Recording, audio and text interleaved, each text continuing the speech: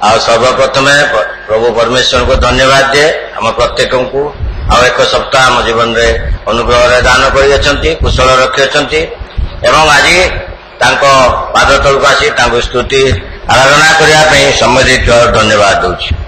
विशेषकर मो church board pulpit committee एवं संपादक को धन्यवाद दिए जे मो भली जन अयोग्य को आज वाक्य भांगा सुजोग देते अयोग्य हेले परमेश्वर आम को ज्ञान दियंती एवं तांको इच्छा अनुसार कार्य करने आम प्रत्येक को से निर्देश दियंतु आसंतु आम इच्छा को अपेक्षा करवा।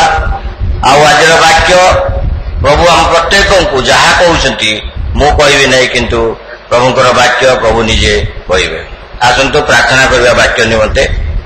धन्यवाद स्तुति प्रशंसा गौरव तुम प्रभु तुम चरण तक आउ थे आसुच आज जो वाक्य प्रभु तुम स्थिर कर से वाक्य तुम आशीर्वाद कर प्रभु तुम से आध्यात्मिक शक्ति आत्मिक ज्ञान आम प्रत्येक को दियो जहाँ बुझू हृदय रखू एवं निज जीवन में ग्रहण करूँ से प्रभु आशीर्वाद कर। आज सभा स्थान पवित्र गृह प्रभु तुम स्थान जो उपस्थित अच्छे प्रभु समस्त को आम प्रत्येक को तुम्हें आशीर्वाद कर एवं पवित्रकृत कर। गौरव महिमा तुम रो ये निवेदन प्रभु जीशुख्रीष्ट नाम मागुची आमेन।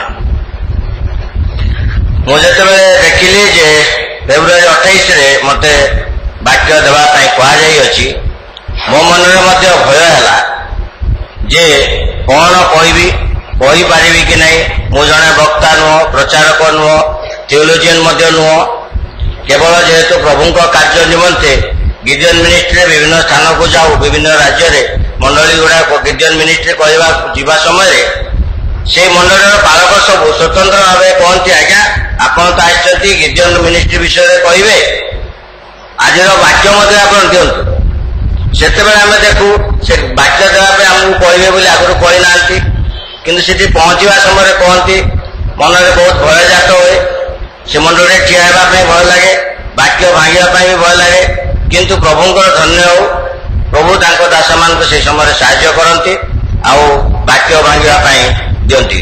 तेणुक मुझे चिंता कली ये भय कहीं आसूची भय कहीं आसूची मुझे शास्त्र देखिली आदि पुस्तक 15:1 से ईश्वर वाक्य अब्राहम को निकट में उपस्थित होती देखिए आदि पुस्तक 15:1 से घटना उत्तर दर्शन द्वारा सदाप्रभु को वाक्य अब्राहम को निकट में उपस्थित है ए अब्राहम भय कर नहीं आंबे तुमर ढाल ओ महा पुरस्कार स्वरूप प्रभु कहते मो तुमर ढाल भय कर नहीं।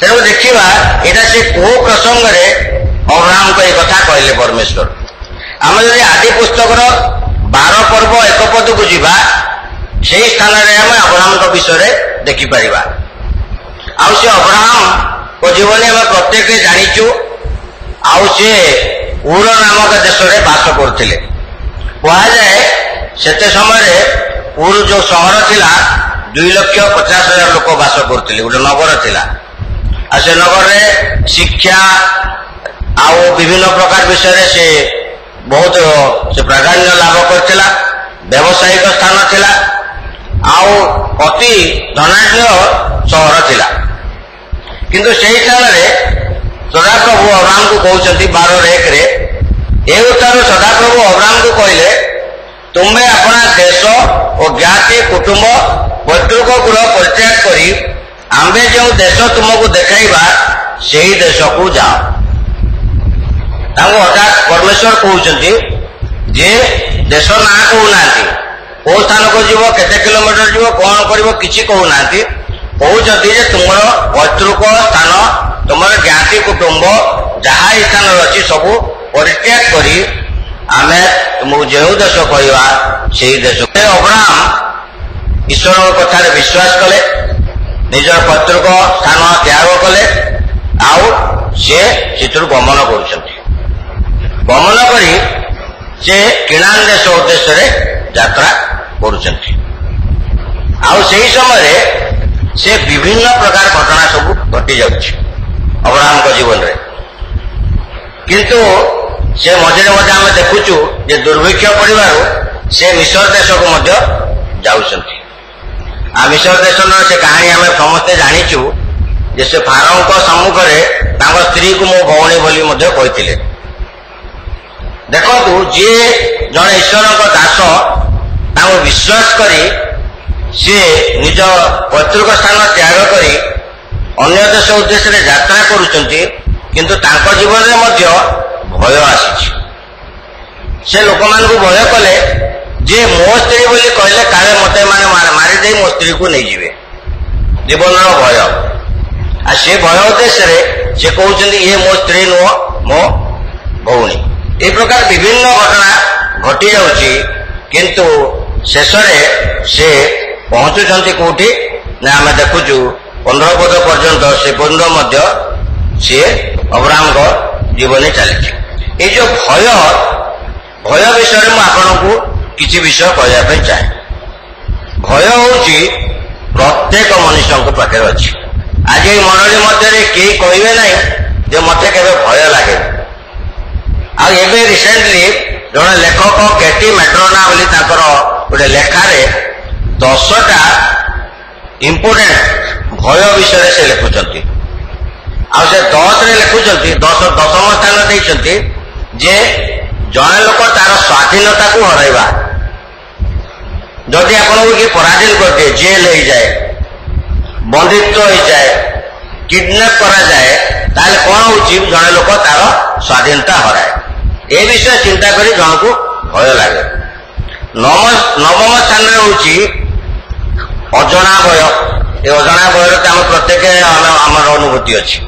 କାଲି କଣ ହବ, ମୋ ପରିବାରରେ କଣ ହବ, ମୋ ପିଲାପିଲିଙ୍କୁ କଣ ହବ, ମୋ ଚାକିରୀ କ୍ଷେତ୍ରରେ କଣ ହବ, ମୁଁ ଯାତ୍ରା କରୁଛି କଣ ହବ, ଇତ୍ୟାଦି ଇତ୍ୟାଦି ମନରେ ଆସେ, ଆଉ ଭୟ ଆସେ। 8 ନମ୍ବର ହଉଛି ଯନ୍ତ୍ରଣା। ଏ ଯନ୍ତ୍ରଣା ହେଇପାରେ ମାନସିକ, ଶାରୀରିକ, ବିଭିନ୍ନ ପ୍ରକାର ଯନ୍ତ୍ରଣା ଅଛି। এই ଯନ୍ତ୍ରଣା ପାଇଁ ମଧ୍ୟ ମନୁଷ୍ୟ ଭୟ କରେ। 7 ନମ୍ବରରେ ସେ ଲେଖନ୍ତି ନିରାଶା, ଡିସଆପଏଣ୍ଟମେଣ୍ଟ। ମନୁଷ୍ୟ ଜୀବନରେ ଯଦି ନିରାଶା ଆସେ ବହୁତ ଭୟ ଲାଗେ। କଣ ହବ ଭବିଷ୍ୟତ ଆମେ ଜାଣିପାରୁନୁ, କିନ୍ତୁ ଭୟ କରୁ। 6 ନମ୍ବରରେ ସେ ଲେଖନ୍ତି ଯେ ଦୁଃଖ ଏବଂ ଦାରିଦ୍ର୍ୟତା। ଏ ବିଷୟ ଭାବି ଭାବି ଗୁଡ଼େ ଲୋକ ମଧ୍ୟ ଭୟଭୀତ ହୁଅନ୍ତି। 5 ନମ୍ବରରେ ଲେଖନ୍ତି ଯେ ଶୂନ୍ୟତା ବା ଏକଲାପଣ, ଯୋଉଟାକୁ କେହି ସାଙ୍ଗରେ ନାହାନ୍ତି, ମୁଁ ଏକୁଟିଆ, ଆଉ ମୋର କେହି ରିଲେସନ ନାହାନ୍ତି, ମୋର ପରିବାର ନାହିଁ, এই ବିଷୟର ଭୟ। ପରିହାସର ଭୟ, ଲୋକ ମତେ କଣ ବିଷୟ ନେଇ ପରିହାସ କରିବେ କି, ଥଟ୍ଟା ତାମସା କରିବେ କି। ତାପରେ ପ୍ରତ୍ୟାଖ୍ୟାନର ଭୟ। କୌଣସି ବିଷୟରେ ଅଫିସରେ ହଉ ବା ସୋସାଇଟିରେ ହଉ, ପରିବାରରେ ହଉ, ବେଳେବେଳେ କଣ ହୁଏ ନା ପ୍ରତ୍ୟାଖ୍ୟାନ ଆସେ, କେହି ଗ୍ରହଣ କରନ୍ତି ନାହିଁ। ତାପରେ ସେ 2 ନମ୍ବରରେ ଲେଖୁଛନ୍ତି ମୃତ୍ୟୁ। ଶୀର୍ଷର 2 ନମ୍ବର ସ୍ଥାନରେ ମୃତ୍ୟୁ, ଆଉ 1 ନମ୍ବରରେ ଲେଖୁଛନ୍ତି ବିଫଳତା। ଏହା ତାଙ୍କର ଚିନ୍ତାଧାରା ହେଇପାରେ, କିନ୍ତୁ ଏଇ ଯୋଉ ଭୟ ବିଭିନ୍ନ ଲୋକଙ୍କ ପାଇଁ ବିଭିନ୍ନ ପ୍ରକାର ଅବସ୍ଥାରେ ଥାଏ। କାହାକୁ କୋଉ ବିଷୟ ଭୟ ବେଶୀ ହୁଏ, କାହାକୁ କମ ହୁଏ, ସେ ବିଷୟ ଆମେ କେବେ ହେଲେ ମଧ୍ୟ ଠିକ କରି କହିପାରିବା ନାହିଁ। ତେଣୁକରି ଭୟ ବିଷୟରେ ବିଭିନ୍ନ ଲେଖକ ବିଭିନ୍ନ କଥା କହନ୍ତି। କେତେଜଣ ଏପରି କହନ୍ତି ଯେ ଆମେରିକାନ ମାନେ ସାପକୁ, ପ୍ଲେନ ଚଢିବା ପାଇଁ, ତାପରେ ଆଉ ବିଭିନ୍ନ ଅନ୍ଧକାର ସ୍ଥାନ, ଏଇସବୁ ବିଷୟକୁ ଭୟ କରନ୍ତି। ଆମେ ସେ ବିଷୟକୁ ଯିବା ନାହିଁ, କିନ୍ତୁ ଏହା ନିଶ୍ଚିତ ମଣିଷ ମାନେ ଭୟ ଆସେ। এই ଯୋଉ ବିଷୟ ସବୁ ଅଛି, ସମସ୍ତେ କେହି କହିବେନି ଯେ ମତେ ଭୟ ଲାଗେ ନାହିଁ ବୋଲି। ଛାତ୍ର ଜଣେ ପରୀକ୍ଷା ଦେଉଥିବ, ପରୀକ୍ଷା ଯିବା ପୂର୍ବରୁ ମଧ୍ୟ ସେ ଭୟ କରୁଛି, ଇଣ୍ଟରଭ୍ୟୁ ଦେବା ପୂର୍ବରୁ ଭୟ ଲାଗେ। ଆମେ ଏଇଠିକି ଆସିବା ପୂର୍ବରୁ ମଧ୍ୟ ଆମକୁ ଭୟ ଲାଗୁଛି, କଣ ଆମେ ବାକ୍ୟ କହିବୁ, କହିପାରିବୁ କି ନ କହିପାରିବୁ। ତେଣୁକରି ଭୟ କେତେବେଳେ ଜାତ ହେଲା ମଣିଷକୁ, ଯେତେବେଳେ ହବା ଓ ଆଦମ ଈଶ୍ୱରଙ୍କ ଆଜ୍ଞା ଉଲ୍ଲଂଘନ କଲେ, ଆଉ ସେଇ ବୃକ୍ଷର ଫଳ ଭୋଜନ କଲେ, ସେତେବେଳେ ପରମେଶ୍ୱର ଯେତେବେଳେ ଏଦେନ ଉଦ୍ୟାନ ବୁଲିବା ପାଇଁ ଆସୁଛନ୍ତି, ଭୟରେ ଲୁଚିଛନ୍ତି। ସେଇଦିନ ଠାରୁ ଆଜି ପର୍ଯ୍ୟନ୍ତ ପ୍ରତ୍ୟେକ ମଣିଷ ନିକଟରେ ଭୟ ଅଛି।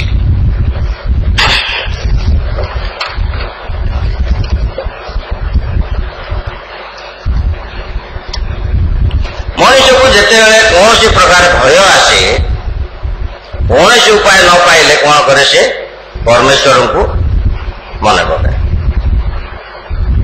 କଣ ହବ, କଣ କରିବି, ନାହିଁ ପ୍ରଭୁଙ୍କୁ ହିଁ ଡାକିବି। ଆଉ ଏହି ସମୟରେ ପ୍ରଭୁଙ୍କ ବିଷୟ ପ୍ରତ୍ୟେକ ଲୋକଙ୍କ ପାଖରେ ତାଙ୍କ ମନେ ପଡେ, ଆଉ ପ୍ରଭୁଙ୍କ ପାଖକୁ ଆସନ୍ତି। ତେଣୁକରି ଆମର ଧର୍ମ ପୁସ୍ତକରେ ପରମେଶ୍ୱର ଆମମାନଙ୍କ ଦୁର୍ବଳତା ଜାଣିଛନ୍ତି ଯେ ମଣିଷ ସର୍ବ ସ୍ଥିତିରେ, ସବୁ ପ୍ରକାର ସ୍ଥିତିରେ ଭୟ କରେ। ଏଣୁ ସେ କହୁଛନ୍ତି ଭୟ କର ନାହିଁ, ଭୟ କର ନାହିଁ। ଆଉ ଧର୍ମଶାସ୍ତ୍ରରେ 365 ଥର ଲେଖା ଅଛି ଭୟ କର ନାହିଁ। କାହିଁକି? ମୁଁ ତୁମର ପରମେଶ୍ୱର, ମୁଁ ତୁମ ସହିତ ଅଛି, ମୁଁ ତୁମର ଢାଲ ସ୍ୱରୂପ। ସେଥିପାଇଁ ସେ କହୁଛନ୍ତି ଭୟ କର ନାହିଁ। ଆଦି ପୁସ୍ତକରୁ ପ୍ରକାଶିତ ବାକ୍ୟ ପର୍ଯ୍ୟନ୍ତ ଭୟ କର ନାହିଁ। ସବୁ ସମୟରେ ପରମେଶ୍ୱର କହୁଛନ୍ତି ଯେ ମୁଁ ତୁମ ସହିତ ଅଛି, ମୁଁ ତୁମର ଢାଳ ସ୍ୱରୂପ, ମୁଁ ତୁମର ଆଶ୍ରୟ, ମୁଁ ତୁମର ଦୁର୍ଗ, ଭୟ କର ନାହିଁ। ଏହା କହିବା ସତ୍ତ୍ୱେ ମଧ୍ୟ ଆମେ ଭୟ କରୁଛୁ। ତେବେ ଦେଖିବା ଆଜି ଯେ ଆମେ ଅବ୍ରାହ୍ମଙ୍କ ଜୀବନରେ ଏଇ ଭୟର ସ୍ଥାନ କୋଉଠି, ଆଉ ସେ ଭୟ କଲେ ନା କଣ କଲେ, ସେ ବିଷୟ ଟିକେ ଆଜି ଆମର ପ୍ରସଙ୍ଗ। ଅବ୍ରାହ୍ମ ସେ 12 ପଦରୁ ଯୋଉ ସ୍ୱସ୍ଥାନ ଛାଡ଼ି ଯାତ୍ରା କରୁଛନ୍ତି, ସେ ଧନବାନ ହେଇଛନ୍ତି, ପ୍ରତାପୀ ହେଇଛନ୍ତି। ଆପଣ ଯଦି ପଢିବେ 12ରୁ 16, 17 ପର୍ବ ପର୍ଯ୍ୟନ୍ତ ସେ ବିଭିନ୍ନ ରାଜାମାନଙ୍କୁ ହରାଇ ଦେଇଛନ୍ତି। ଯିଏ ଗୋଟେ ପୈତୃକ ସ୍ଥାନ ତ୍ୟାଗ କରିକି ସେ ବାହାରି ପଡିଛି, ସେ ପୁଣି ରାଜାମାନଙ୍କୁ ସେ ପରାସ୍ତ କରୁଛି। କାହିଁକି? ପରମେଶ୍ୱର ତାଙ୍କୁ ବଳବାନ କରିଛନ୍ତି। କିନ୍ତୁ କଣ ତାଙ୍କର ଅଭାବ ଥିଲା? ତାଙ୍କର ସନ୍ତାନ ନଥିଲା, ତାଙ୍କର ନିଜ ସନ୍ତାନ ନଥିଲା। ଆଉ ସେ ସନ୍ତାନ ସକାଶେ ସେ ସଦା ସର୍ବଦା ଚିନ୍ତିତ ରହୁଥିଲେ। ଆଉ ପ୍ରଭୁ ତାଙ୍କୁ ପ୍ରତିଜ୍ଞା କରିକି ସେ ତାଙ୍କ ସ୍ଥାନ ଛାଡ଼ିବା ପାଇଁ କହିଲେ, କିନ୍ତୁ ତାଙ୍କୁ ସନ୍ତାନ ଦେଇ ନାହାନ୍ତି। କିନ୍ତୁ ତାଙ୍କୁ କହିଲେ ଯେ ତୁମ ପୈତୃକ ସ୍ଥାନ ଛାଡ଼ି ମୁଁ ଯୋଉ ଦେଶକୁ କହିବି ସେଇ ଦେଶକୁ ଯାଅ। ତାଙ୍କ ଆଜ୍ଞା ସେ ପାଳନ କରିଛନ୍ତି, ପ୍ରଭୁଙ୍କ ଉପରେ ବିଶ୍ୱାସ କରିଛନ୍ତି, ପ୍ରଭୁଙ୍କ ଉପରେ ଭରସା କରିଛନ୍ତି, ଆଉ ସେ ଦେଶ ଛାଡ଼ି ସେ ଯାତ୍ରା କରିଛନ୍ତି। ତେବେ ଆମେ ଦେଖିବା ଯେ ତାଙ୍କୁ କଣ ଆହୁରି ପ୍ରତିଜ୍ଞା କଲେ। 13 ପର୍ବ 16 ପଦରେ ଦେଖନ୍ତୁ, 13 ପର୍ବ 16 ପଦ, ପୁଣି ପୃଥିବୀର ଧୂଳି ପରି ଆମେ ତୁମର ବଂଶ ବୃଦ୍ଧି କରିବା।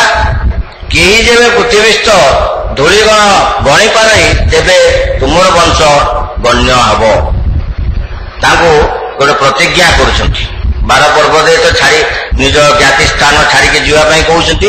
13 ପର୍ବରେ ପରମେଶ୍ୱର କହୁଛନ୍ତି, ଆଉ ଗୋଟେ ପ୍ରତିଜ୍ଞା ଦଉଛନ୍ତି ଯେ ତୁମର ବଂଶ ଅଗଣ୍ୟ, ଅଗଣିତ ହବ। ତାରା ଦେଖେଇ କହୁଛନ୍ତି ଯେ ତାରା ଗଣି ପାରୁଛ? ନାହିଁ, ସେଇଭଳିଆ ତୁମର ବଂଶ ହବ। ବାଲି କହି ଦେଖେଇ କହୁଛନ୍ତି ବାଲି ପରି ହବ ତୁମ ବଂଶ। ଯଦି ବାଲି ପରି ବଂଶ ହବ, କିନ୍ତୁ ନିଜର ପୁତ୍ର ନାହିଁ। ଏହି ପରିସ୍ଥିତିରେ ଆପଣମାନେ ନିଜକୁ ରଖି ଦେଖନ୍ତୁ ଯେ ସେ ପରମେଶ୍ୱରଙ୍କ କଥା ବିଶ୍ୱାସ କରିବେ ନା ସନ୍ଦେହ ଜାତ ହବ। ଅବ୍ରାହ୍ମଙ୍କ ଜୀବନରେ ସନ୍ଦେହ ଜାତ ହେଇନି। ସେ ପରମେଶ୍ୱରଙ୍କ ଉପରେ ସେ ଭରସା କରିଛନ୍ତି, ସେ ବିଶ୍ୱାସ କରିଛନ୍ତି, ଆଉ ଦୃଢ ବିଶ୍ୱାସ ତାଙ୍କ ଉପରେ ଅଛି। ତେଣୁକରି ସିଏ ତାଙ୍କ ଯାତ୍ରା ସମୟରେ ପରମେଶ୍ୱରଙ୍କୁ ନିଜର ବିଶ୍ୱାସୀ ଏବଂ ତାଙ୍କ ପ୍ରତି ଯୋଉ ଭରସା, ସେ ବିଷୟ ନେଇ ସେ ଯାତ୍ରା କରୁଛନ୍ତି। କିନ୍ତୁ ପରମେଶ୍ୱରଙ୍କୁ ଆମେ ଦେଖିବା, ତାଙ୍କୁ କହିଲେ ଦେଶ ଛାଡ଼ି ଯିବା ପାଇଁ। 13 ପର୍ବରେ କହିଲେ ବହୁ ବଂଶ ହବ ବୋଲିକି, କିନ୍ତୁ ପୁତ୍ର ସନ୍ତାନ ଦଉନାହାନ୍ତି। ଇଏ କି ପ୍ରକାର ବିଷୟ? 75 ବର୍ଷ ବୟସ ହେଇଥିଲା ଅବ୍ରାହ୍ମଙ୍କୁ। ପ୍ରଭୁ କହିଲେ ଜ୍ଞାତି ସ୍ଥାନ ତ୍ୟାଗ କରି ତୁମେ ତୁମର ସେଇ ମନୋନୀତ ଦେଶକୁ ଯାଅ।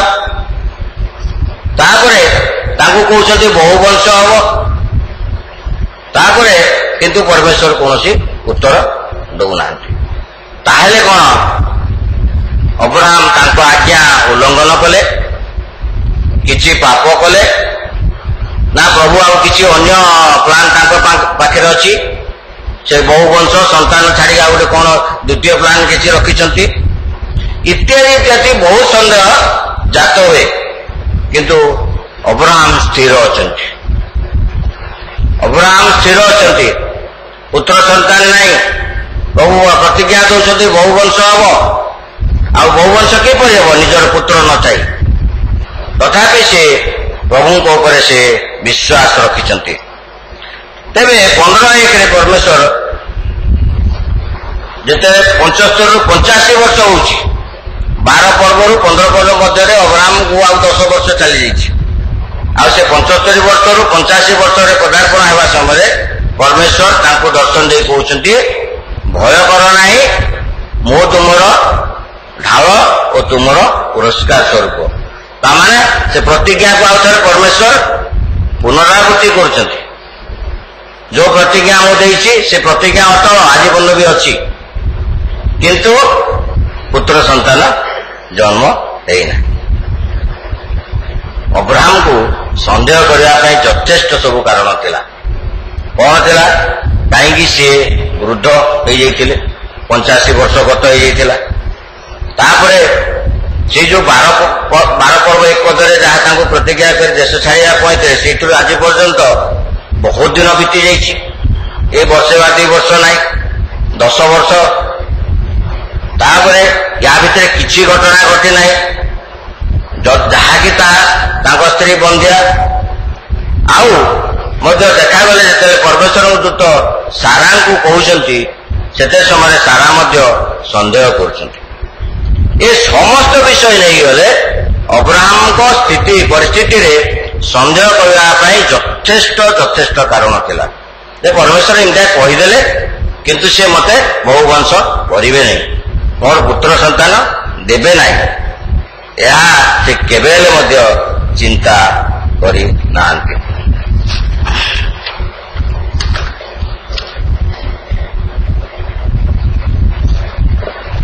ପରମେଶ୍ୱର ଯେତେବେଳେ କହୁଛନ୍ତି ମୁଁ ତୁମର ଢାଲ ସ୍ୱରୂପ, ଢାଲ କହିଲେ ଯେତେବେଳେ ସୈନ୍ୟମାନେ ଯୁଦ୍ଧକୁ ଯାଆନ୍ତି ଗୋଟେ ଗୋଲ ଲୁହାର ଢାଳ ଧରିଥାନ୍ତି ଯେମିତିକି ଖଣ୍ଡା ବାଜିବନି। ଆଜିକାଲି ତ ବୁଲେଟ ପ୍ରୁଫ ଜ୍ୟାକେଟ ଆସୁଛି, ସେ ଜ୍ୟାକେଟ ମଧ୍ୟ ଦେଖିବେ ଏଇଠୁ ଏତିକି ପର୍ଯ୍ୟନ୍ତ କେବଳ। ବନ୍ଧୁକରେ ଯଦି ଗୁଳି ଆସିବ ଏଥିରେ ବାଜିବ ସେ ମରିବ, କାହିଁକି? ଜ୍ୟାକେଟଟା ଏଇଥିରୁ ଅଛି। କିନ୍ତୁ ପରମେଶ୍ୱରଙ୍କ ଢାଳ ସେୟା ନୁହଁ। ପରମେଶ୍ୱରଙ୍କ ଢାଳ ମୁଣ୍ଡରୁ ପାଦ ଯାଏ। ପରମେଶ୍ୱରଙ୍କର ଯୋଉ ତାଙ୍କ ବିଷୟରେ ସେ ଯୋଉ ଢାଳ ସ୍ୱରୂପ ହଉଛନ୍ତି ସବୁ ବିଷୟ, ପରିବାରଠୁ ଆରମ୍ଭ କରିକି ଧନ ସମ୍ପତ୍ତି ସବୁ ବିଷୟରେ ସେ ଢାଳ ସ୍ୱରୂପ। ଖାଲି ସେ ଛାତିରୁ ପେଟ ଅଣ୍ଟା ପର୍ଯ୍ୟନ୍ତ ନୁହଁ, ସମ୍ପୂର୍ଣ୍ଣ ଶରୀର ସମ୍ପୂର୍ଣ୍ଣ ନିଜେ। ପ୍ରଥମରେ ସେ ଆମମାନଙ୍କୁ ଯେତେବେଳେ ସେ ସାହସ ଦିଅନ୍ତି ଯେତେବେଳେ ଆମ ମନରେ ସନ୍ଦେହ ଆସେ, କୌଣସି ସନ୍ଦେହ ସମୟରେ ପ୍ରଭୁ ଆମମାନଙ୍କୁ ରକ୍ଷା କରନ୍ତି। ଯେତେ ସନ୍ଦେହ ଜାତ ନ ହବ, ଶୈତାନ ପ୍ରବେଶ ନ କରିବ, ସେଥିପାଇଁ ପ୍ରଭୁ ରକ୍ଷା କରନ୍ତି। ଦୁଇରେ କୌଣସି ବିପଦ ସମୟରେ ମଧ୍ୟ ସେ ଆମମାନଙ୍କର ରକ୍ଷା କରନ୍ତି। ତେଣୁକରି ପ୍ରଭୁ କହୁଛନ୍ତି ମୁଁ ତୁମର ଢାଳ ସ୍ୱରୂପ।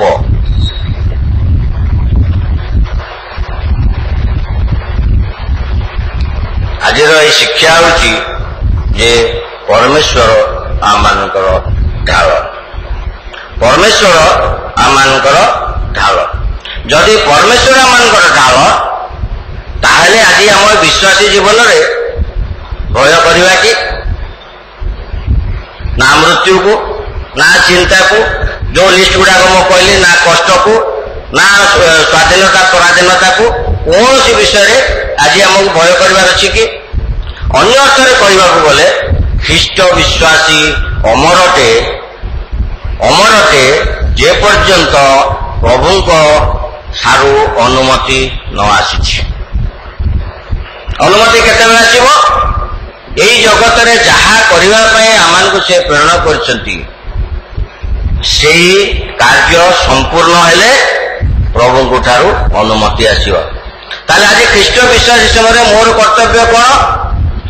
ମୋ ମନରେ ଦୃଢ ଆଶା ରଖିବି ଯେ ମୁଁ ହେଉଛି ଜଣେ ଅମର ବ୍ୟକ୍ତି। ପ୍ରଭୁ ମୋ ସହିତ ଅଛନ୍ତି, ପ୍ରଭୁଙ୍କର ପ୍ରତିଜ୍ଞା ମୋ ସହିତ ଅଛି। ମୋର କୌଣସି ବିଷୟକୁ ଭୟ କରିବା ନାହିଁ। କୌଣସି ଚିନ୍ତା, କୌଣସି ସନ୍ଦେହ, କୌଣସି ବିଷୟରେ ଏପରିକି ମୃତ୍ୟୁକୁ ମଧ୍ୟ ନୁହଁ। ତେଣୁକରି ଜଣେ ମିଶନାରୀ ଡାକ୍ତର ସେ ସୁସମାଚାର ପ୍ରଚାର କରନ୍ତି, ଡାକ୍ତରରେ ସେବା ମଧ୍ୟ କରୁଥାନ୍ତି। ସେହି ସହରର ଜଣେ ଓକିଲ ତାଙ୍କୁ ଆଜି ଦିନେ ଆସି କହିଲା, ଆପଣ କଣ এই ହସ୍ପିଟାଲ ମାଧ୍ୟମରେ ରୋଗୀମାନଙ୍କୁ ଚିକିତ୍ସା ମାଧ୍ୟମରେ ଧର୍ମ ପ୍ରଚାର କରୁଛନ୍ତି? ମୁଁ ଆପଣଙ୍କ ନାଁରେ କେସ୍ କରିବି, ପୁଲିସରେ ଏଫଆଇଆର ଦେବି, ଆଉ ଆପଣଙ୍କୁ ଜେଲ୍ ପଠେଇବି। ସେ ମିଶନାରୀଙ୍କ ମନରେ ନିଶ୍ଚୟ ଟିକେ ପ୍ରଥମ ଭୟଜାତ ହେଲା, କିନ୍ତୁ ସେ ଚିନ୍ତା କରି କହିଲେ, ଯଦି ପ୍ରଭୁ ଚାହାନ୍ତିନି ତାହେଲେ ଇଏ ମୋର କଣ କରିବ?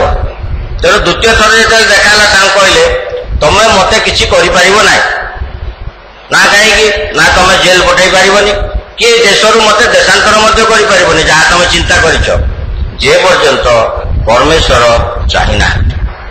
କିନ୍ତୁ ପରମେଶ୍ୱରଙ୍କ ପ୍ରତିଜ୍ଞା କହୁଛି, ଭୟ କର ନାହିଁ, ମୁଁ ତୁମର ଢାଳ ସ୍ୱରୂପ।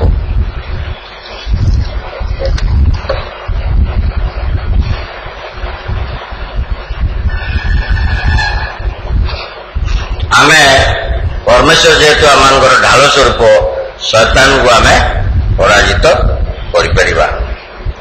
ତେଣୁକରି ଯୋଉ ମିଶନାରୀ ତାଙ୍କୁ ଯୋଉ ଉତ୍ତରଟା ଦେଲେ ଶାସ୍ତ୍ର ସମ୍ମତ ଥିଲା, ସେଦିନ ତାଙ୍କୁ ଯୋଉ ଉତ୍ତର ଦେଲେ ସେ ଓକିଲଙ୍କୁ, ସେଇ ଶାସ୍ତ୍ର ସମ୍ମତ ଥିଲା ଯେ ତୁମେ ମତେ କିଛି କରିପାରିବ ନାହିଁ ଯେ ପର୍ଯ୍ୟନ୍ତ ପରମେଶ୍ୱରଙ୍କର ଅନୁମତି ଆସେ ନାହିଁ। ତେବେ ପରମେଶ୍ୱର ତାଙ୍କର ପ୍ରତିଜ୍ଞାରେ ଉତ୍ତର ଦେବା ପାଇଁ ଏତେ ବିଳମ୍ବ କାହିଁକି? ଅବ୍ରାହମଙ୍କ ଜୀବନରେ ଆମେ ଦେଖୁଛୁ ଯେ ସେ ବିଳମ୍ବ କାହିଁ କଲେ? ବିଳମ୍ବ କରନ୍ତି। ପରମେଶ୍ୱର ପ୍ରାର୍ଥନା କଲେ ସାଙ୍ଗେ ସାଙ୍ଗେ ଇନଷ୍ଟାଣ୍ଟଲି ଉତ୍ତର ଦିଅନ୍ତି ନାହିଁ, ତାଙ୍କର ଇଚ୍ଛା। ସିଏ ଉତ୍ତର ଦେବାରେ ବିଳମ୍ବ କରନ୍ତି, ଆଉ ସିଏ କିନ୍ତୁ ତାଙ୍କର ପ୍ରତିଜ୍ଞାରେ ଅଟଳ ଥାନ୍ତି। ଆମେ ଯଦି ସେଇ ବିଳମ୍ବ ସମୟରେ ଆମର କର୍ତ୍ତବ୍ୟ ଭୁଲିଯିବା, ପରମେଶ୍ୱରଙ୍କୁ ଭରସା ଶୂନ୍ୟ ହେଇଯିବା ବା ବିଶ୍ୱାସରେ ତଳମୂଳ ହେଇଯିବା, ତାହେଲେ ପରମେଶ୍ୱରଙ୍କଠୁ ଦୂରେଇ ଯିବା। ସେହି ସମୟରେ ଆମର ସେ ପ୍ରଥମରେ କଣ କରନ୍ତି? ଧୈର୍ଯ୍ୟର ପରୀକ୍ଷା କରନ୍ତି। ଅବ୍ରାହମଙ୍କ ଜୀବନରେ ଦେଖୁଛୁ ଯେ ଅବ୍ରାହମଙ୍କ ଜୀବନରେ ଧୈର୍ଯ୍ୟର ପରୀକ୍ଷା ବର୍ଷେ ନାହିଁ, 2 ବର୍ଷ ନାହିଁ, 25 ବର୍ଷ। 25 ବର୍ଷ କାଳ ସେ ଅବ୍ରାହମକୁ ପରୀକ୍ଷା କଲେ। ଆଉ କାହିଁକି କଲେ? ନା ତାଙ୍କର ଧୈର୍ଯ୍ୟ ଆହୁରି ଦୃଢ଼ରୁ ଦୃଢ଼ତର ହବ, ଦୃଢ଼ରୁ ଦୃଢ଼ତର ହବ। ଚିନ୍ତା କରନ୍ତୁ, ଏବେ ପ୍ରାର୍ଥନା କଲି, ପରମେଶ୍ୱରଙ୍କ ଉତ୍ତର ସାଙ୍ଗେ ସାଙ୍ଗେ ଆସିଲା। ରୋଗଗ୍ରସ୍ତ ହେଲି, ପ୍ରାର୍ଥନା କଲି, ପରମେଶ୍ୱର ସୁସ୍ଥ କରିଦେଲେ। ଯଦି ଜଗତରେ ସବୁ ସେମିତି ହେଇଯିବ, ତାହେଲେ କାହାର ବିଶ୍ୱାସ ଦୃଢ଼ ହବ? ଏକ ଫମ୍ପା ବିଶ୍ୱାସ ମନୁଷ୍ୟର ମଧ୍ୟରେ ଜାତ ହବ। ଏ ମନୁଷ୍ୟର ନେତା ହେବ ଯେ କଣ ବିଷୟକୁ ଭୟ କରିବ? ସମସ୍ତେ ସବୁ ବିଷୟ ସେ ନିଶ୍ଚିନ୍ତ କରିଦେବେ ଯେ ଯାହା ହେବ ପ୍ରାର୍ଥନା କରିବେ ପ୍ରଭୁ। ତେଣୁ ପ୍ରଭୁ କହୁଛନ୍ତି ଏଇଟା ଉତ୍ତରରେ ଟିକେ ବିଳମ୍ବ କରିବା, ଉତ୍ତରରେ ବିଳମ୍ବ କରିବା। ପ୍ରଥମ କାରଣ ହେଲା ସିଏ ଧୈର୍ଯ୍ୟର ପରୀକ୍ଷା କରନ୍ତି। ଦ୍ୱିତୀୟରେ ପ୍ରଭୁ ପରମେଶ୍ୱର କେବଳ ଗୌରବ ଏବଂ ମହିମାର ଯୋଗ୍ୟ। ପ୍ରାର୍ଥନାର ଉତ୍ତର ଆସିବା ପରେ ସେ ଗୌରବ, ସେ ମହିମା ପରମେଶ୍ୱର କାହା ସହିତ ବାଣ୍ଟିବା ପାଇଁ ଚାହାନ୍ତି ନାହିଁ। ଆପଣ ଦେଖିବେ ପାଉଲ କରେଣ୍ଟଙ୍କ ରୋମିଓ ଚିଠାରେ ରୋମିଓ 4 ପର୍ବ 19-21 ଲେଖୁଛନ୍ତି ଯେ ଅବ୍ରାହମଙ୍କ ବିଷୟରେ ସେ କିପରି, ଆମେ ଦେଖିଦେବା ରୋମିଓ 4:19-21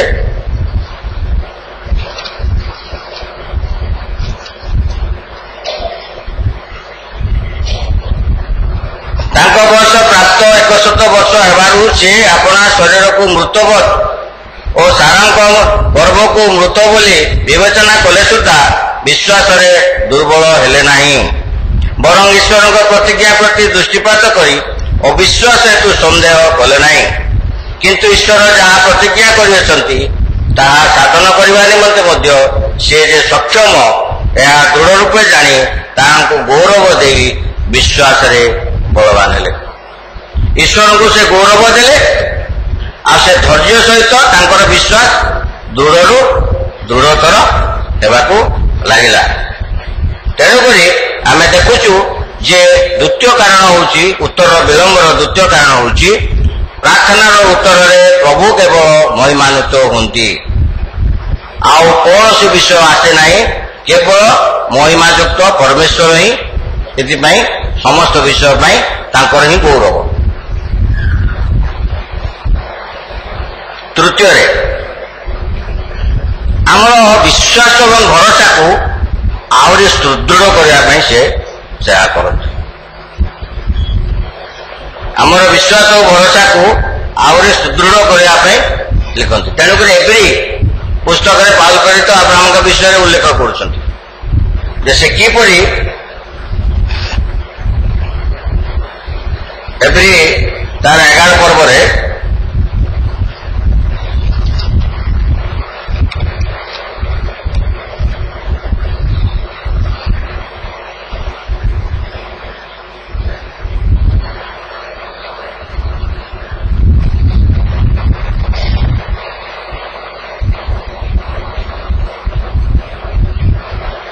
ବିଶ୍ୱାସ ଦ୍ୱାରା ଅବ୍ରାହମ ଆହ୍ୱାନ ପ୍ରାପ୍ତ ହୁଅନ୍ତେ ଯେଉଁ ଦେଶ ସେ ଅଧିକାର ସ୍ୱରୂପ ପାଇବାକୁ ଯାଇଥିଲେ ଆଜ୍ଞାବଦ୍ଧ ହୋଇ ସେଠାକୁ ବାହାରିଗଲେ, ପୁଣି ସେ କେଉଁଠାକୁ ଯାଉଛନ୍ତି ତାହା ନ ଜାଣି ସୁଦ୍ଧା ବାହାରିଗଲେ।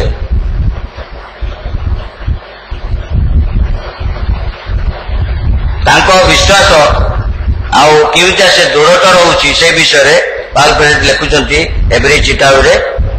ସେହି କାରଣରୁ ପ୍ରଭୁ ଉତ୍ତରରେ ବିଳମ୍ବ କରନ୍ତି। ଆମେ ଯେପରି ଆମର ବିଶ୍ୱାସ ଏବଂ ଭରସା ଦିନକୁ ଦିନ ଈଶ୍ୱରଙ୍କ ଉପରେ ଦୃଢ଼ ହବ। ଆଉ ଫମ୍ପା ବିଶ୍ୱାସ ନ ହେଇକି ଦୃଢ଼ ବିଶ୍ୱାସ କିପରି ହେବ? ତେଣୁକରି ଏହି ପ୍ରଶ୍ନର ଉତ୍ତର ଆସେ।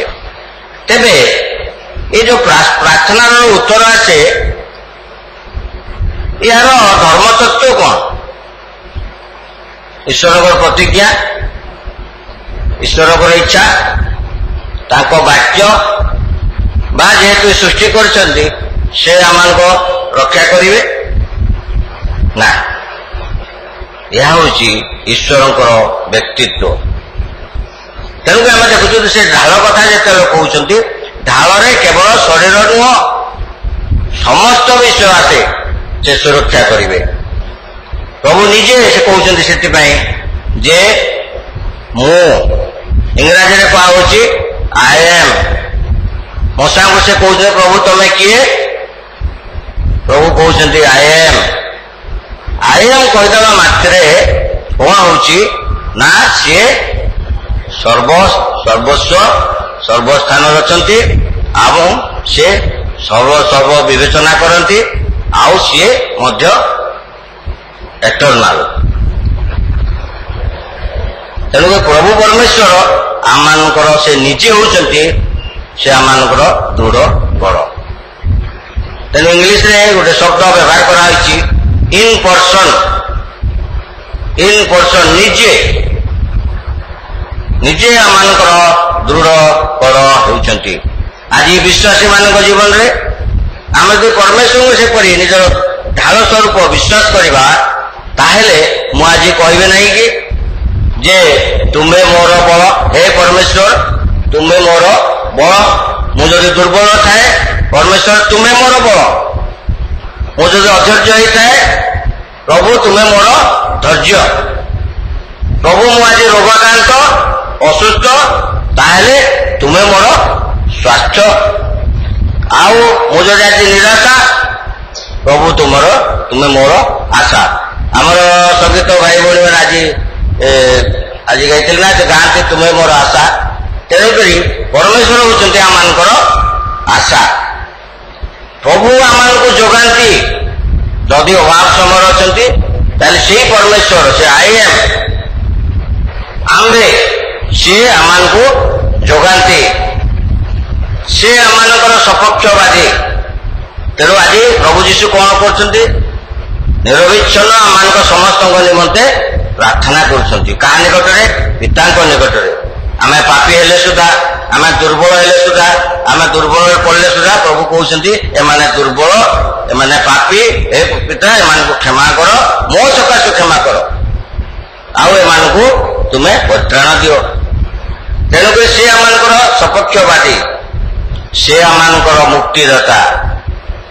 ସେ କୃଷର ରକ୍ତ ହେଲେ, ଆପଣ ପ୍ରାଣ ଦେଲେ, ରକ୍ତ ଢାଳିଲେ, ଆମକୁ ତାଙ୍କ ରକ୍ତରେ କ୍ରୟ କଲେ, ଆଉ ସେ ଆମମାନଙ୍କ ପାଇଁ ତ୍ରାଣକର୍ତ୍ତା। ହେ ପରମେଶ୍ୱର ତୁମେ ମୋର ତ୍ରାଣକର୍ତ୍ତା। ଫରଗିଭନେସ୍, ପରମେଶ୍ୱର ମୋର କ୍ଷମାକାରୀ, କ୍ଷମାଶୀଳ ପରମେଶ୍ୱର। ପରମେଶ୍ୱର ମୋର ଆନନ୍ଦ। ହେ ପରମେଶ୍ୱର ତୁମେ ଆଇ ଆମ୍ ୟୋର ଶିଲ୍ଡ, ସେ ମୁଁ ତୁମର ଢାଳ ସ୍ୱରୂପ ଆଉ ପୁରସ୍କାର ସ୍ୱରୂପ। ସେ ପୁରସ୍କାର କଣ? ଏହା ପରମେଶ୍ୱର ନିଜେ ଆମର ଆନନ୍ଦ ସ୍ୱରୂପ, ଆଉ ପରମେଶ୍ୱର ହେଉଛନ୍ତି ଆମର ଭରସା, ଆମର ଆଶା, ଆମର ଯୋଉ ଭବିଷ୍ୟତ ଯୋଉ ଭୟ ଅଛି ସେ ବିଷୟରେ ଭୟ ନାହିଁ, ଯେହେତୁ ପରମେଶ୍ୱର ନିଜେ ଆମମାନଙ୍କର ଭରସା। ତେଣୁକରି ଆଜି ଆମେ ଦେଖିବା ବିଶ୍ୱାସୀ ଜୀବନରେ ଯେ ସମସ୍ତ ବିଷୟରେ, ସମସ୍ତ ସମସ୍ୟାର ସମସ୍ତ ବିଷୟରେ ପରମେଶ୍ୱର ହିଁ ଆମମାନଙ୍କର ସହବର୍ତ୍ତୀ।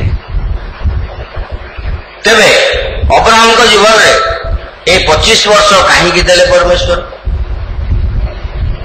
ବର୍ଷେ ନୁହଁ, 2 ବର୍ଷ ନୁହଁ, 100 ବର୍ଷ ହେଇଗଲା ଅବ୍ରାହମକୁ। ସାରାଙ୍କର ତା ସ୍ତ୍ରୀ ଧର୍ମ ବନ୍ଦ ହେଇଗଲା। ଲୋକ କେତେ କଥା କହୁଛନ୍ତି, ପ୍ରତିଜ୍ଞା ଉପରେ ପ୍ରତିଜ୍ଞା 2-3 ଥର କଲେ, କିନ୍ତୁ 25 ବର୍ଷ ଗଲା। ତାର ଆଉ ଗୋଟେ ବିଷୟ ହେଉଛି, ପ୍ରଥମ କାରଣ ହେଉଛି ଆମମାନଙ୍କୁ ସେ ବିଶ୍ୱାସରେ ଗଠନ କରିବା ପାଇଁ। ଆଉ ସେ ବିଶ୍ୱାସ କଣ? ଆମମାନଙ୍କର ମାନସିକ ଚିନ୍ତା ସେ ସମସ୍ୟା ପ୍ରତି ନ ଯାଇ ପରମେଶ୍ୱରଙ୍କର ବିଶ୍ୱାସ ପ୍ରତି ଆକର୍ଷିତ ହେବ। ଅବ୍ରାହମଙ୍କ ସ୍ଥାନରେ ଦେଖୁଛୁ ସେ ସମସ୍ୟା ପ୍ରତି କେବେ ହେଲେ ମଧ୍ୟ ଆକର୍ଷିତ ହେଇନାହାନ୍ତି, ତା ଉପରେ କେବେ ସେ ଧ୍ୟାନ କରିନାହାନ୍ତି। ସେ ଧ୍ୟାନ କୋଉଠି କରୁଛନ୍ତି? ପରମେଶ୍ୱରଙ୍କ ଉପରେ। ତେଣୁକରି ସେ କହୁଛନ୍ତି ଯେ ମୋ ପ୍ରତି ଯଦି ସହାୟତା ପରମେଶ୍ୱର, ତାହେଲେ ମୁଁ କାହିଁକି ଚିନ୍ତା କରିବି? ଆଉ ସିଏ ତାଙ୍କୁ କେବେ ହେଲେ ମଧ୍ୟ ପରମେଶ୍ୱର ତାଙ୍କୁ ଅବ୍ରାହମ ଈଶ୍ୱରଙ୍କର କଥାକୁ ଅବାଧ୍ୟ ହେଉନାହାନ୍ତି ବା ସେ ଅବହେଳା କରୁନାହାନ୍ତି। ଆମ ଜୀବନରେ ମଧ୍ୟ ଆମେ ଯେତେବେଳେ କୌଣସି ବିଷୟରେ ଦେଖୁଛୁ ପ୍ରତିଜ୍ଞା ବା ପ୍ରାର୍ଥନାର ଉତ୍ତର ଆସୁନାହିଁ, ଆମମାନଙ୍କର ବିଶ୍ୱାସ କଣ ହେଉଛି ନା ଦୁର୍ବଳ ହେଇଯାଉଛି। ଆମେ ସମସ୍ୟା ପ୍ରତି ଧ୍ୟାନ ହେଉଛୁ। ଯଦି ମୋ ରୋଗାକ୍ରାନ୍ତ, ମୋ ରୋଗ ପ୍ରତି ଧ୍ୟାନ ହେଉଛି, ପ୍ରଭୁ କି ରୋଗ ମୋତେ ଦେଲ, କି କଷ୍ଟ ମୋତେ ଦେଲ, ମୁଁ କଣ କଲି, ଏତେ ପାପ କରିଦେଲି କି ପ୍ରଭୁ ମୋତେ ଦଣ୍ଡ ଦେଲ ମନୁଷ୍ୟ ଜୀବନରେ। ଆମ ଜୀବନରେ ମୋର ବି ଅଭିଜ୍ଞତା, ଆମେ ସେ ପ୍ରକାର କହୁଛୁ। କିନ୍ତୁ ସେ ସମୟରେ କର୍ତ୍ତବ୍ୟ ହେଉଛି ମୋର ବିଶ୍ୱାସକୁ କିପରି ତାଙ୍କ ନିକଟରେ ଦୃଢ଼ରୁ ଦୃଢ଼ତର କରିବି। ସେଇ ବିଶ୍ୱାସରୁ ମୁଁ କେତେବେଳେ ପୃଥକ ହେବିନି ଯେ ଯୋଉ ପରମେଶ୍ୱର ମୋ ସହିତ ଅଛନ୍ତି ସିଏ ମୋର ପରମେଶ୍ୱର, ମୋର ଦୁର୍ଗ। ଦ୍ୱିତୀୟରେ ବିଶ୍ୱାସ ସମୟ ପାଇଁ ଚିନ୍ତିତ ହୁଏ ନାହିଁ। ବିଶ୍ୱାସୀ ସମୟ ପାଇଁ ଚିନ୍ତିତ ନୁହଁ। କହିବା ନିହାତି ଅତି ସହଜ କଥା, କିନ୍ତୁ କରିବା ସମୟରେ ବହୁତ କଷ୍ଟକର। 25 ବର୍ଷ ଜଣେ ଲୋକ ସେ ଧୈର୍ଯ୍ୟ ଧରିକିରି, ତା ଭିତରେ କେତେ ଘଟଣା ଘଟି ଯାଇଛି। ଏପରିକି ସାରା ତାଙ୍କୁ କହୁଛନ୍ତି ତୁମେ ତମର ଦାସୀଙ୍କୁ ଗ୍ରହଣ କର, କାଳେ ସେଇପଟୁ ତାର ଗର୍ଭରୁ ପୁତ୍ର ଜାତ ହବ। ଆଉ ସେ ମଧ୍ୟ ହେଲା। ଯେହେତୁ ସେ ପରମେଶ୍ୱରଙ୍କ ଇଚ୍ଛା ନଥିଲା, ସେ ବିଷୟରେ କଣ ହେଲା? ଦୁଃଖ ଜନ୍ମ ହେଲା। ଦୁଃଖ ଜନ୍ମ ହେଲା। ଆଗାର କଣ କଲା? ସାରାଙ୍କ ସହିତ ଦୁର୍ବ୍ୟବହାର କଲା, ଆଉ ସେ ପରିବାରରେ ଅଶାନ୍ତି ଆସିଲା। ତେଣୁକରି ଆମର ବିଶ୍ୱାସ ସମୟ ପ୍ରତି ନୁହଁ, ପରମେଶ୍ୱରଙ୍କ ପ୍ରତି ଆମେ ସତେବେଳେ ଅନାଇବା। ସେଇ ପରମେଶ୍ୱର ଯେ ପ୍ରତିଜ୍ଞା କରିଛନ୍ତି, ଯେ କହିଛନ୍ତି ମୁଁ ତୁମମାନଙ୍କର ଦୁର୍ଗ, ମୁଁ ତୁମମାନଙ୍କର ଆଶ୍ରୟ। ମୁଁ ନିଜେ କହୁଛନ୍ତି, କାହା ଦ୍ୱାରା ନୁହଁ, କୌଣସି ବାର୍ତ୍ତା ଦ୍ୱାରା ନୁହଁ, କୌଣସି ସମାଚାର ଦ୍ୱାରା ନୁହଁ, ନିଜେ କହୁଛନ୍ତି ମୁଁ ମାନେ ସେ ନିଜେ ଆମ ସହିତ ଗମନ କରୁଛନ୍ତି।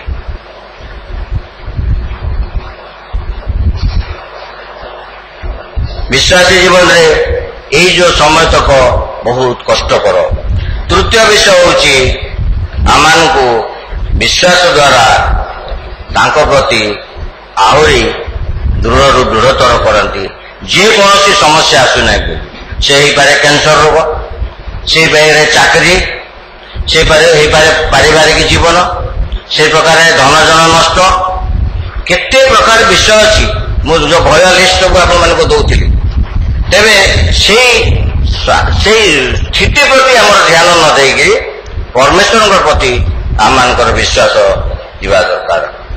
ତେଣୁକରି ଆମେ ଦେଖିବା ଜଣେ କ୍ୟାନ୍ସର ରୋଗୀ କହୁଛନ୍ତି, ତାଙ୍କ ବନ୍ଧୁ ଜଣେ ଆସି ତାଙ୍କୁ ଦେଖା କରୁଛନ୍ତି ହସ୍ପିଟାଲରେ, ଯେ ତାଙ୍କ ବନ୍ଧୁ ଚିନ୍ତା କଲେ ଯେ ଇଏ ମୋର ବନ୍ଧୁ ଆଉ କେତେ ଦିନ ମୁଁ ଜାଣେନି, ତାଙ୍କୁ ଯାଇ ସାକ୍ଷାତ କରେ।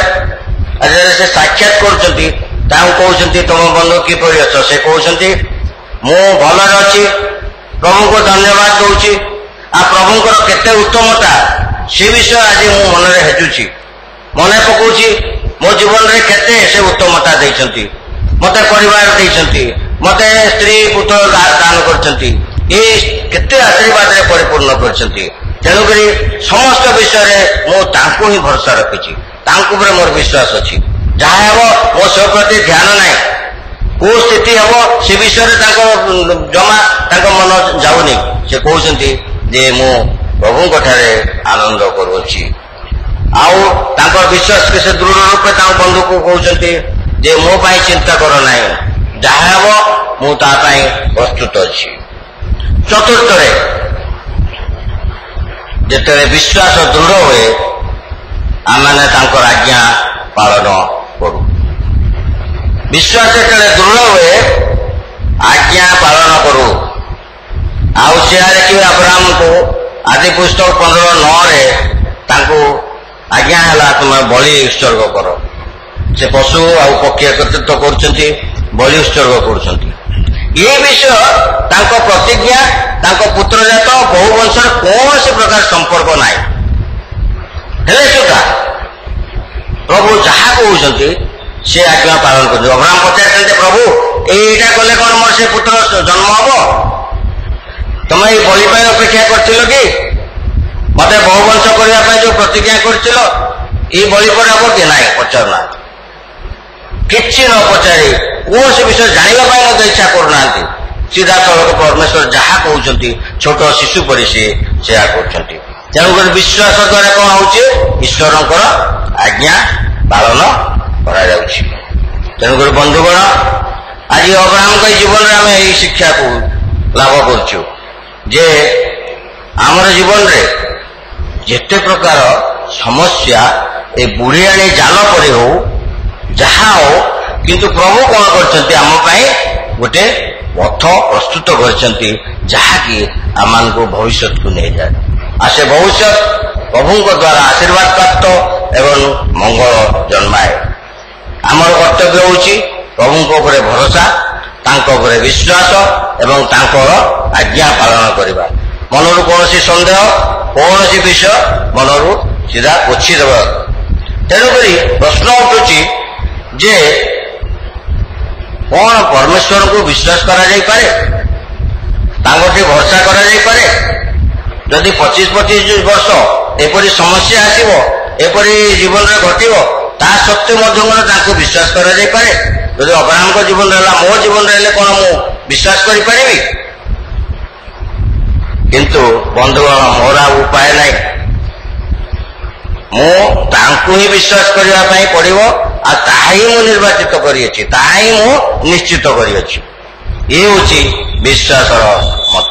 ଯେହେତୁ ପ୍ରଭୁ ଆମମାନଙ୍କର ସୃଷ୍ଟିକର୍ତ୍ତା, ସେ ଆମମାନଙ୍କର ପାଳନକର୍ତ୍ତା, ସେ ଆମମାନଙ୍କର ତ୍ରାଣକର୍ତ୍ତା, ସେ ହେଉଛନ୍ତି ଆମର ମୁକ୍ତିଦାତା। ଜୀବନରେ ଏଭଳିଆ ସମସ୍ୟା ଆସେ। ଗୋଟେ ଅଳ୍ପ ବୟସରେ ଗୋଟେ ବାଳକ ତାର ପିତା ମାତାକୁ ଯଦି ହରାଏ, ତା ମନରେ ଆସୁଛି କଣ ହବ ମୋର ଭବିଷ୍ୟତ କଣ ହବ, ମୁଁ କଣ କରିବି, ଚଳିବି କେମିତି, ମୋର କିଏ କିଏ ମୋର ଆଶ୍ରୟ, ଏଇ ସବୁ ବିଷୟରେ ମଧ୍ୟ ସେ କଣ କରୁଛି ନା ପ୍ରଭୁଙ୍କୁ ସେ ନିଶ୍ଚିତ କରୁଛି ଯେ ପ୍ରଭୁ ହିଁ ମୋର ଭରସା। ଆଜି ଆମ ବିଶ୍ୱାସୀ ଜୀବନରେ ସେଇ ବାଳକ ସଦୃଶ ଯେତେ ସମସ୍ୟା ଯେତେ ଯାହା ଆସୁ ଆମେ କଣ କରିବା ନା ତାଙ୍କର ଉପରେ ତା ଦୃଢ଼ ଭରସା କରିବା, ଯେହେତୁ ତାଙ୍କର ପ୍ରତିଜ୍ଞା ହେଉଛି ମୁଁ ତୁମର ଦୃଢ଼ ଗଡ଼।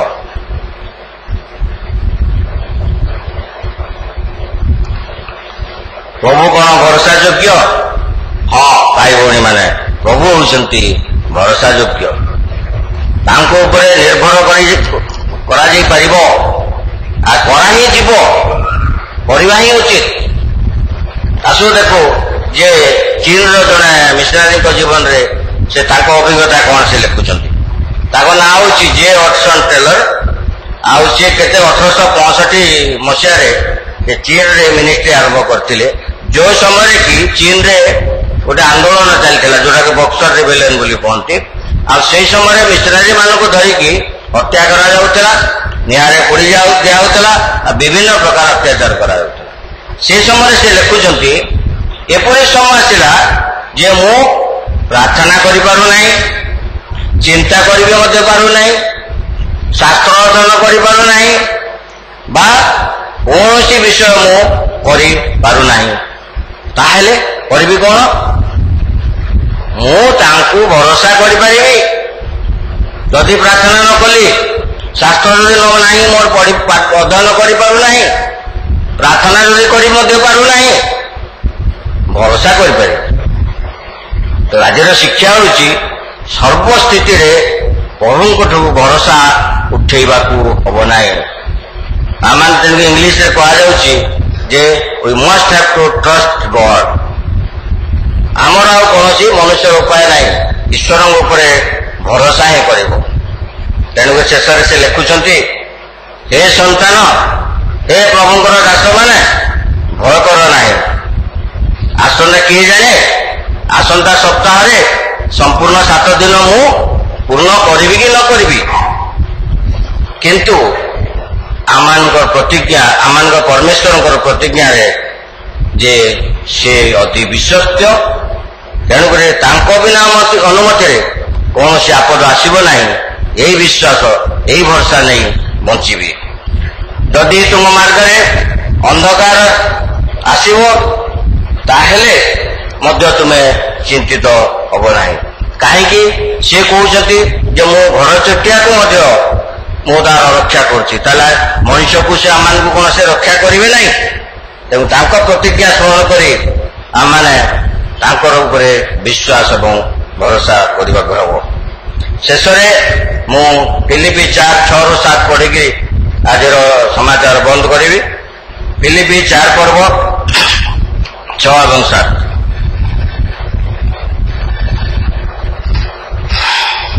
କୌଣସି ବିଷୟରେ ଚିନ୍ତିତ ହୁଅ ନାହିଁ, କିନ୍ତୁ ସମସ୍ତ ବିଷୟରେ ପ୍ରାର୍ଥନା ବିନତି ଦ୍ୱାରା ଧନ୍ୟବାଦ ସହ ତୁମମାନଙ୍କର ନିବେଦନ ସବୁ ଈଶ୍ୱରଙ୍କ ନିକଟରେ ଜଣାଅ।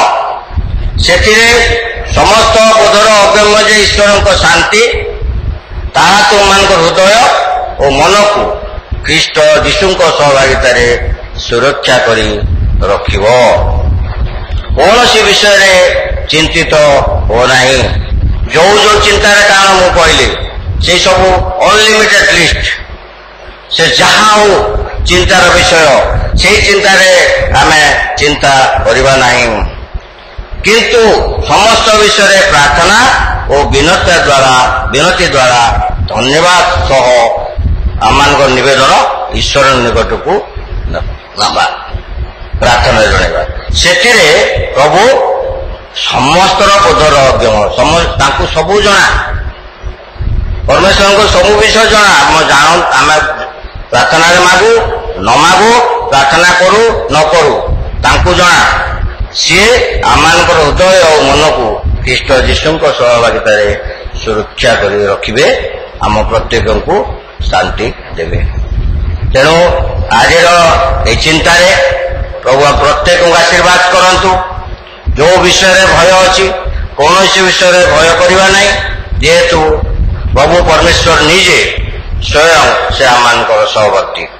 ସେ ପ୍ରତିଜ୍ଞା କରିଛନ୍ତି ଭୟ କର ନାହିଁ। ପ୍ରକାଶିତ ବାକ୍ୟରେ ସେ କହୁଛନ୍ତି ଭୟ କର ନାହିଁ, ଦେଖ ମୁଁ ମୃତ୍ୟୁକୁ ଜୟ କରିଅଛି। ମୃତ୍ୟୁଠୁ ଭଳି ଆଉ ଭୟ ଅଛି କି ପୃଥିବୀରେ? ନାହିଁ। ତେଣୁକୁ ଯେହେତୁ ମୃତ୍ୟୁକୁ ମୁଁ ଜୟ କରିଅଛି, ତୁମେ ଆଉ ଭୟ କରିବାର କଣ କାରଣ ଅଛି? ତେଣୁ ଗୋଟେ ବିଶ୍ୱାସୀ ଜୀବନରେ କୌଣସି ବିଷୟରେ ଭୟ କରିବା ନାହିଁ। ସଦାସର୍ବଦା ଈଶ୍ୱରଙ୍କୁ ଆମମାନଙ୍କର ଦୃଢ଼ ବଳ ରୂପେ ନିଶ୍ଚିତ ଭାବରେ ଗ୍ରହଣ କରିବା। ପ୍ରଭୁ ଏହି ଚିନ୍ତାରେ ଆଶୀର୍ବାଦ କରନ୍ତୁ।